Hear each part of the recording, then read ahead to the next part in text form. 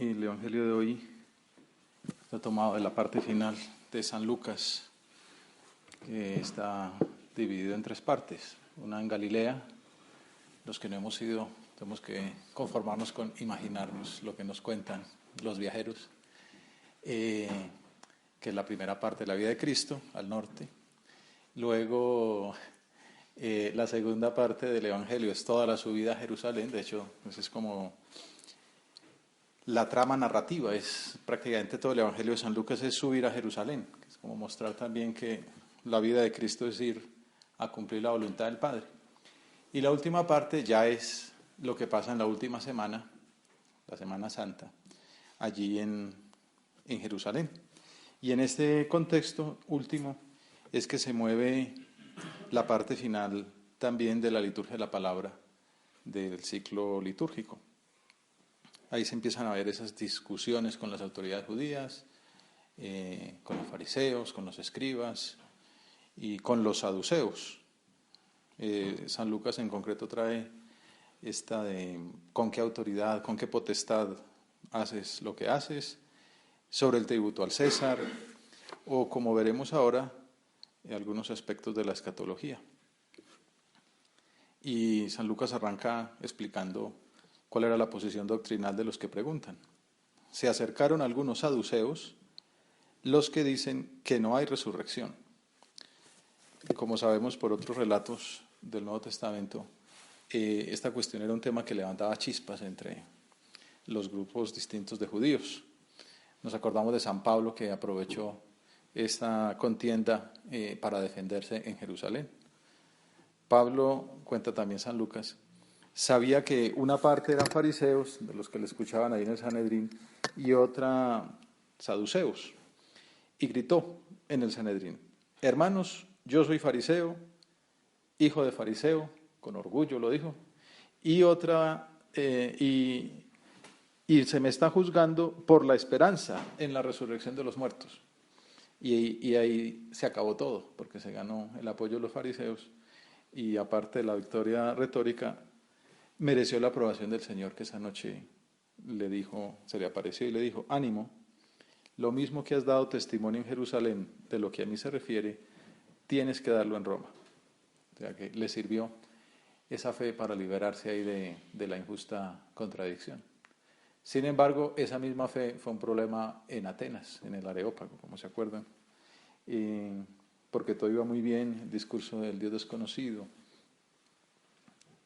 Pero al mencionar que Cristo había resucitado, fue cortado inmediatamente. Unos lo tomaban a broma, otros dijeron: de esto te oiremos hablar en otra ocasión. Está de fondo ahí la tierra de Platón, que tenía el cuerpo como algo negativo, la cárcel del alma. Entonces Benedicto XVI explica que si creían que la perfección consistía en liberarse del cuerpo, concebido como una prisión, ¿cómo no iban a considerar una aberración recuperar el cuerpo? Entonces por eso con los griegos fue mala estrategia usar el argumento de la resurrección. Pero bueno, era la verdad y había que decirla, y a largo plazo eso terminaría sirviendo. Pero volvamos a los saduceos. No sé qué habrán considerado antes, pero yo parto de cero. Aunque no tenemos muchos documentos históricos de estos señores, porque estos se acabaron en el año 70 con la invasión de los romanos, se sabe que era un grupo de judíos poderosos, conservadores, aristocráticos, laicos y sacerdotes, mientras los fariseos eran clases populares, o al menos la representaban. Y entonces, precisamente por el poder que tenían y la capacidad de mediación ante los gobernantes de turno, siempre tuvieron en sus manos el cargo del sumo sacerdote y por tanto el control del templo y del Sanedrín. Siempre ha habido todos esos tráficos de influencias en todas partes. Su ideología, que precisamente buscaba compatibilizar el amor a Dios y a la ley con la apertura a la cultura griega, se caracterizaba por negar la vida después de la muerte.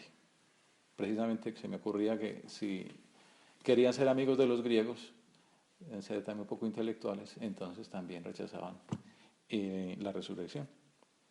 Y eran materialistas en el fondo y por eso tampoco les gustaba la idea de los ángeles, al menos la de los ángeles custodios.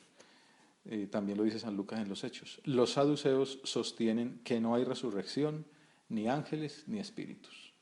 Es decir, hacer apostolado siempre ha costado y el ambiente cultural siempre ha sido difícil en todos los tiempos. Y también, ahora que estamos pensando cómo anunciar el Evangelio en los tiempos actuales, nos sirve, como siempre, el modelo Jesucristo, que se pone en la boca del lobo a ver qué logra salvar de allí.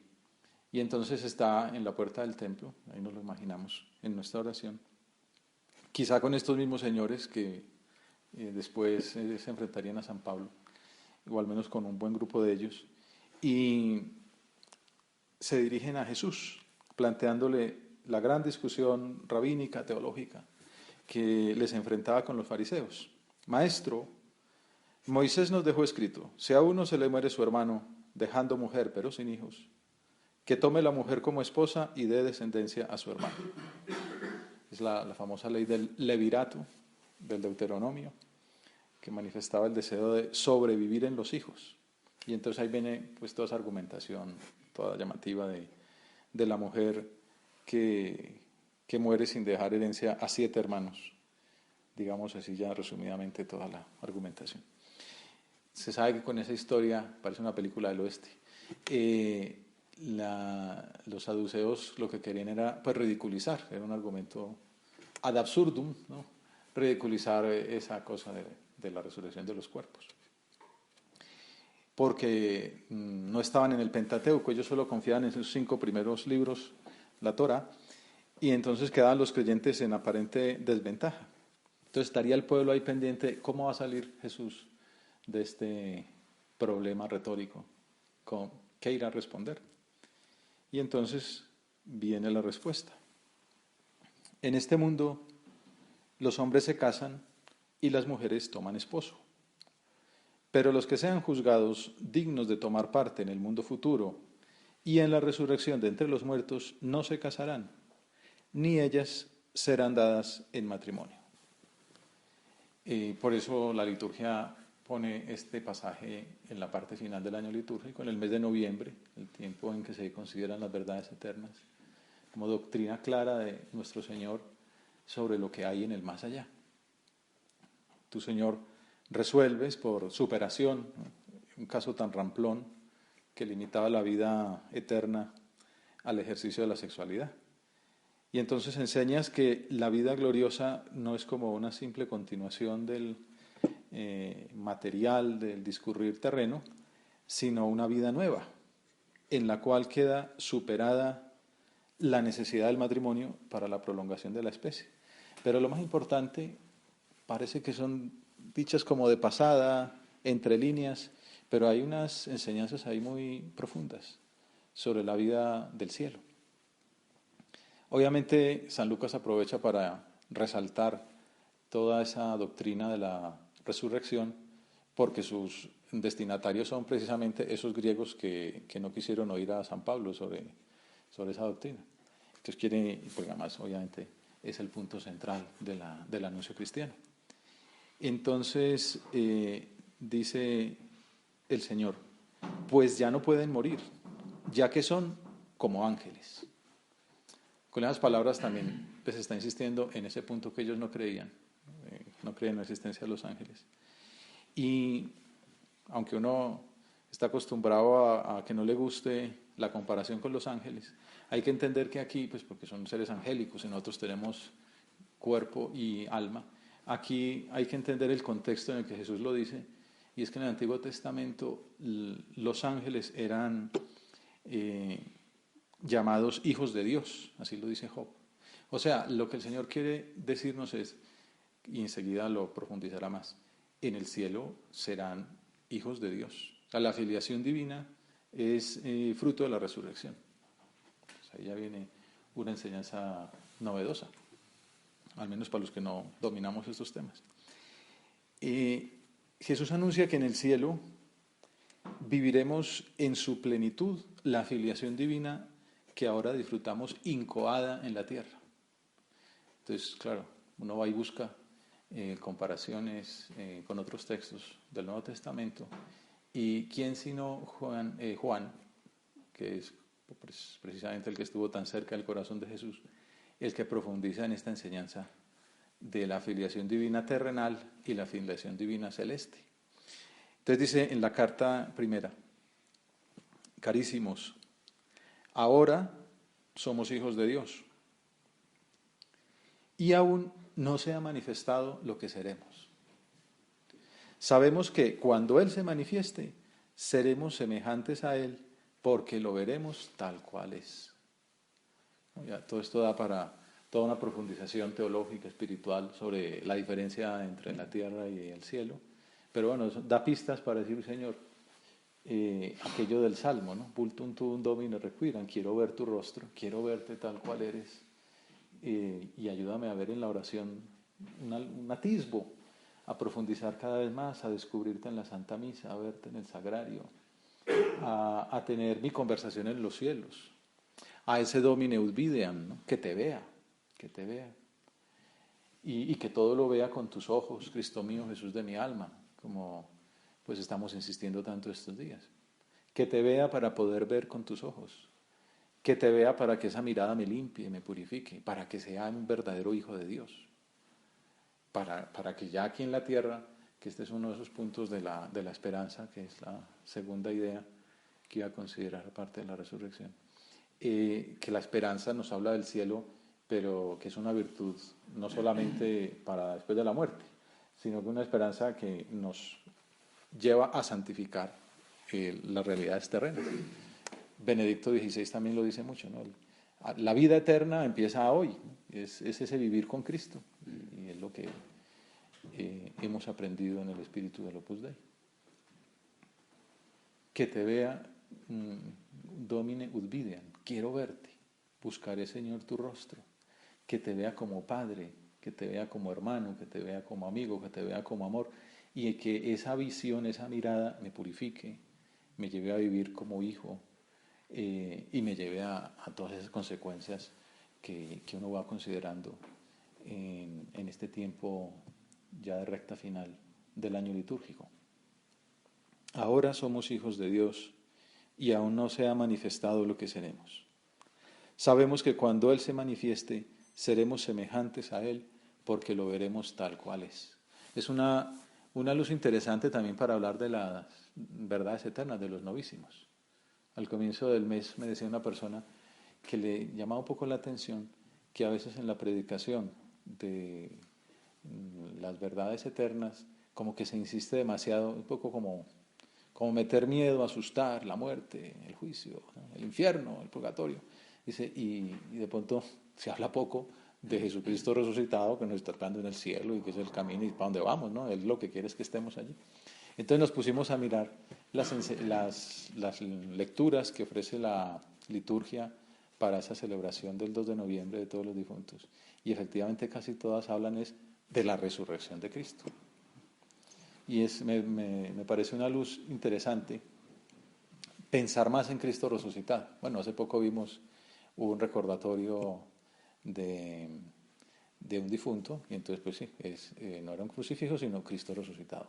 Y pues qué mejor manera de pensar en la muerte que ver a Cristo en la playa diciendo a Pedro, me amas, ¿no? Apacienta mis ovejas, ¿no? Dando encargos. En el discurso de Jesús a los saduceos, el Señor no solo anuncia la resurrección y la filiación divina, sino que pues manifiesta ese enlace íntimo que hay entre las dos, hasta el punto de manifestar que su Pascua, su pasión, su muerte y su resurrección es la causa de nuestra filiación divina. Entonces lo que le sigue diciendo los saduceos. Son como ángeles, o sea, son hijos de Dios, y son hijos de Dios porque son hijos de la resurrección. Los santos son hijos de la resurrección. Como digo, como uno está ahí en la pelea de los saduceos y de la señora esta, de pronto se le pasan estas frases con tanta profundidad y tanto sentido. Una respuesta que explica toda la vida cristiana, ¿no? La actitud ante la existencia, ante el cosmos, ante los bienes terrenales, el materialismo cristiano, ¿no? Y ante el dolor y las dificultades, porque ahí se entiende el valor de la cruz como fundamento de la resurrección. La resurrección es fruto de la muerte de Cristo. Y nuestra cruz, el llevar la cruz de Cristo, también es la base de poder gozar después con Él de la gloria futura. Y bueno, ya si uno lo mira comparando con qué le pone la liturgia alrededor de contexto a este pasaje del Evangelio, pues se encuentra nada más y nada menos que a nuestros amigos los macabeos, ¿no? Defendiendo con toda fuerza delante del rey tirano las profundas convicciones, ¿no? El rey del universo nos resucitará para una vida eterna. Maestros de fe, ¿no? El rey del universo nos resucitará para una vida eterna, que además dialoga con el Salmo 16. Al despertar me saciaré de tu semblante, Señor. Cuando después de la muerte despierte, me saciaré de tu semblante. Eso es el cielo, ¿no? Ver a Dios cara a cara. Y esa es la verdad central de nuestra fe, el anuncio gozoso que la sociedad actual sigue necesitando. ¿Qué le tuvo que decir Pablo a la gente de su tiempo? El Dios desconocido, etcétera, pero que envió a su Hijo, el cual murió y resucitó. Aunque la gente no lo pudiera entender mucho, pero esa era la fuerza del querigma, ¿no? Y hoy día también hay que saberlo presentar, ese Cristo vivo, ese Cristo alegre, ese Cristo amable, ese Cristo que habla de las bienaventuranzas y ese Cristo que habla de un horizonte amplísimo, el horizonte de la vida eterna. Y entonces ahí es donde entra la virtud de la esperanza, como virtud que puede ser como una conclusión primera de la contemplación de ese diálogo con los saduceos, la importancia de la esperanza, el sentido de la vida. Estos días me conseguí un libro gordo de un filósofo católico, precisamente sobre el sentido de la vida. Muy sugerente, porque filosóficamente, sin entrar en temas religiosos, va demostrando que el sentido de la vida es prepararse para ser juzgado. En el fondo no le han dado tantas cosas y entonces hay que dar cuenta. O sea, presenta la doctrina cristiana filosóficamente muy bien. Pero bueno, esa esperanza que la gente está esperando que le anunciemos y que incluye esto que ya decíamos, que no solamente para el futuro, sino que ilumina el presente, mi hoy, es muy oportuno para mostrar que la vida del cristiano se fundamenta en esa verdad gozosa. Si Cristo no hubiese resucitado, vana sería nuestra fe. Entonces, tratar a Jesús vivo. Una vez me decía un muchacho como que a veces un gran descubrimiento, que ese Cristo vivo, que Jesús en el sagrario es ese Cristo vivo resucitado. Entonces, como que, claro, ¿verdad? Hay una tentación de ver a Cristo como pan, ¿no? Pero el pan inerte, ¿no? Entonces, pues aunque uno lo trata, pero cuando dice, es que está vivo, así Cristo resucitado, ¿no? Glorioso, así como se le apareció a Pedro, así es como está en el sagrario. Entonces, claro, así es más fácil tratarlo y estar con Él, hablando a toda hora. Nuestra fe es verdadera, no es vana, y por eso se manifiesta en la lucha cotidiana. Y entonces vamos a caer en un punto concreto que está previsto que consideremos en el retiro, y es una consecuencia práctica de esas virtudes teologales que San Pablo anuncia con tanta fuerza. Romanos 12:12, muy fácil de memorizar. Que la esperanza os tenga alegres. Fundamentalmente eso. Luego sigue, manteneos firmes en la tribulación, sed asiduos en la oración. Sobre este tema de la esperanza, como saben, hay una encíclica de Benedicto XVI muy profunda y insiste en la oración como una de esas maneras o escuelas de esperanza. Pero la primera frase de San Pablo, que la esperanza os tenga alegres.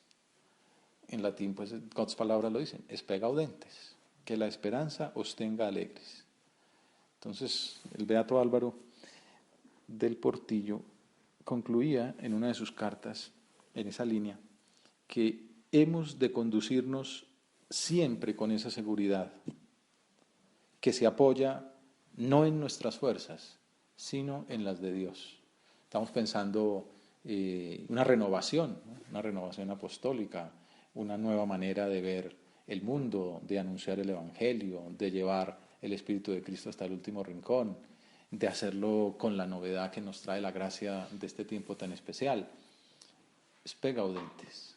No, uno puede pensar, sí, conmigo que soy tan poca cosa, o conmigo tan miserable, o va usted a saber si esta vez sí lo lograremos. Y entonces por eso es muy bueno Jesucristo resucitado, que nos manda a decir con San Pablo que la clave de la seguridad no es nuestras fuerzas, aunque las tenemos que poner, sino que eh, hemos de conducirnos siempre con esa seguridad que se apoya no en nuestras fuerzas, sino en las de Dios. En esa seguridad que nos anima a trabajar con alegría, que es esa alegría que desde el comienzo se ha dicho, ¿no? Caras largas, modales antipáticos, pues eso no atrae. Leía por ahí una frase de San José María que era, qué caridad tan fina, una cara sonriente. Bueno, o sea que hay que luchar por sonreír y conforme pasan los años, pues es una lucha a veces heroica porque está doliendo la espalda, porque no se ha dormido bien, porque pues también hay más pesos en la espalda y hay situaciones que lo hacen a uno preocupar y entonces la sonrisa, ¿no? La cara vista es un aviso de señal, dice la canción española. Pues la cara de Colgate pues no sale tan fácil, ¿no? Es lucha. Pero es más profundo, no solamente de cara, sino de virtud, ¿no? Y trabajar con alegría, con una alegría que viene de la esperanza. Que la esperanza os tenga alegres. O sea que entonces no es la alegría juvenil, sino la alegría que viene de la esperanza. Entonces vuelvo a la cita de don Álvaro. Hemos de conducirnos siempre con esa seguridad que se apoya no en nuestras fuerzas, sino en las de Dios. En esa seguridad que nos anima a trabajar con alegría, espe gaudentes, que la esperanza os tenga alegres, con la perseverancia del borrico de Noria, seguridad que nos lleva, nos anima a ir con alegría, con perseverancia, pase lo que pase, llueve, truene, relampaguee, haga sol, con la perseverancia del borrico de Noria, aunque en ocasiones no se vean los frutos. Y en cambio parezcan agigantarse las dificultades. La esperanza, hija mía, hijo mío, es sinónimo de alegría santa, porque se cuenta con el Señor y Él no pierde batallas. Alegría santa porque el problema no soy yo, pues puede que pierda esta batalla, puede que quede mal, puede ser que me critiquen, puede que la embarre, pues lo que sea, bueno, ¿y qué importa? Yo estoy en las manos de Dios y Dios no pierde batallas. Alegría santa porque se cuenta con el Señor. O sea que la tristeza es que nos ha faltado fe.